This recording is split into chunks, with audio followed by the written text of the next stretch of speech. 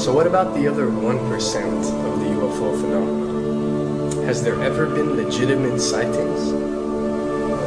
As promised, we're going to cover this 1% in a future episode. But I'll share with you something a wise man once shared with me. Before we should start focusing on dealing with problems outside our world, we should first focus on solving the problems within our world. And before you can start solving problems within your world, you first have to solve problems within yourself and within your surrounding environment of family and friends. So basically what I'm trying to say is that we have priorities that we need to focus on first and foremost so we can successfully build our lives and our minds. Now, it's no secret that the difference between what the government knows about UFOs and aliens and what is shared or released to the public is extremely enormous. And unfortunately, governments and several organizations on Earth are taking advantage of the UFO phenomenon to achieve worldly agendas. So why do we see particle beams, huge ones, firing at things that are, you were saying 200,000 Gs? Yep. I mean, go over that. Well, because I think it's part of a test for if there are bad guys out there. Or maybe they're doing preparations for factions. We may be looking at more than one faction. Remember, these groups tend to fragment. They fractally fragment so that you have wars within wars within wars. You know. But why would NASA release that footage? Well, remember, you've got all the good guys in NASA, and then you've got a few who are not good guys. The good guys don't know that there's something to keep secret. They remember, the lie's different at every level. They believe the lies they've been told. So when you set up a structure, an institution, which is supposed to be open and above board and is supposed to present live TV of the shuttle missions, they present live TV. Now, the controllers can't say, oh, well, you can broadcast this, but you can't broadcast that.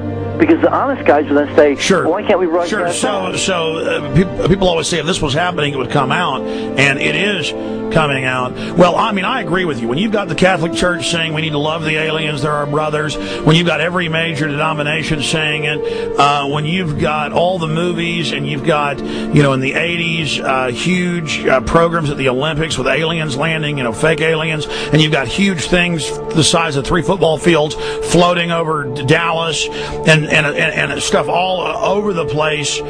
Something's going on, and then I read government documents about fake extraterrestrial landings. You know, any of this. Why? I mean, you believe it's fake. Remember Operation Northwoods? Yes.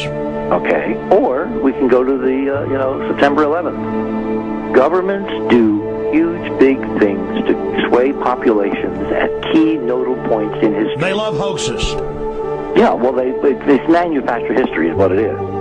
We are building, I mean, all my UFO friends, I need to shake them because they're so, frankly, they're extremely naive, Alex. They really believe we're building toward disclosure.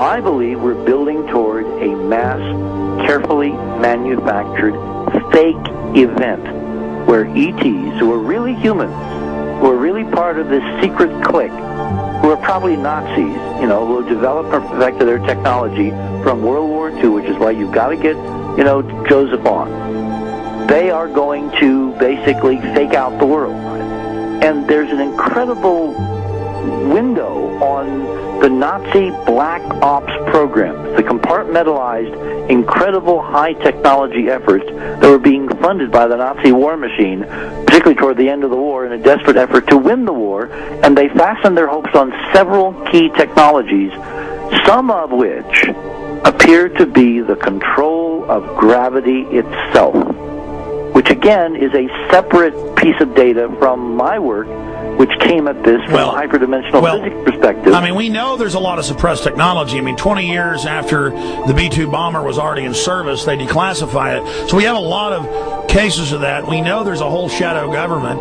This is technology and physics, Alex, that would make anything you think you know like a candle flame compared to a hydrogen bomb. This is a physics that literally allows you to rearrange time.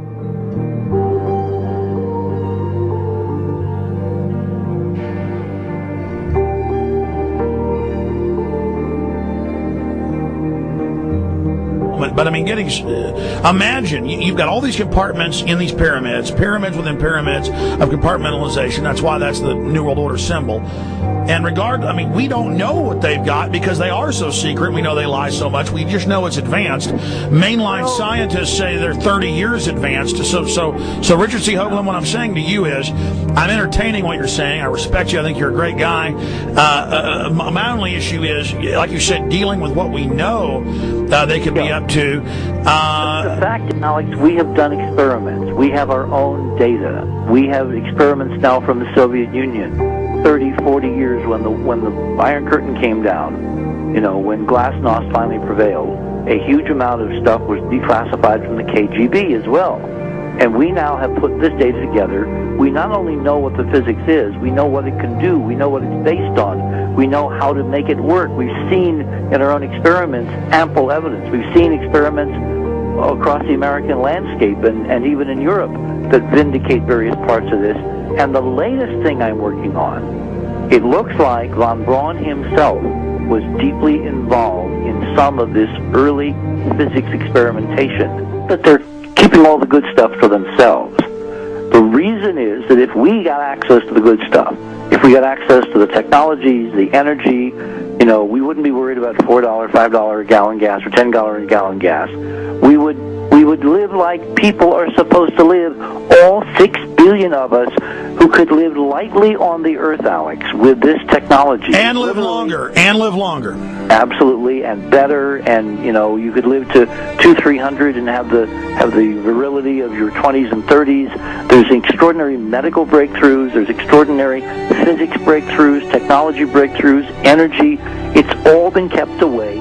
Think about it. We're already on a planet hurtling through space, all these wonders around you, and you've been taught it's bizarre to question, and that's because there's so many kooks in the alternative movement who do talk about ridiculous, Hollywood-style green men, instead of really looking at the shadow government and all these crazy secret societies that are admittedly running NASA and the shadow government. Now, ladies and gentlemen, during this talk that I'm going to give you, I'm going to explain to you the history of this phenomenon, who the secret government really is, and I will name them by name, beginning group, the study group. I will tell you who they are today. I'm going to tell you what this is all about.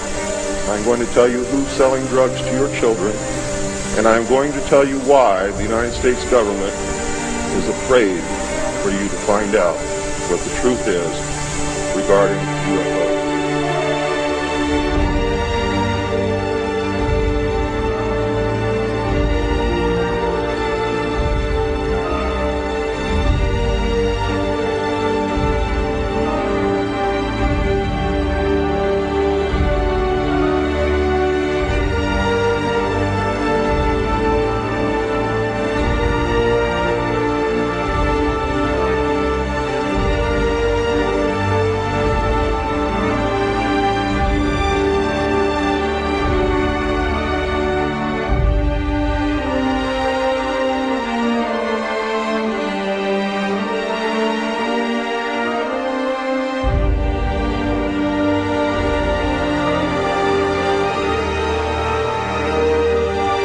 And it turns out that even though she remembered that she'd been part of the team to debrief the astronauts, she couldn't remember a thing that they said. She couldn't remember why she no longer was working with NASA. She couldn't remember. In other words, her memory lapses were enormous, and I don't think they were feigned, because we now found the same pattern in all the flight crews. Because the awful truth, Alex, is they have been brainwashed. They have been mind controlled. They have had a technology, a very sophisticated technology, which took away the real missions that they experienced.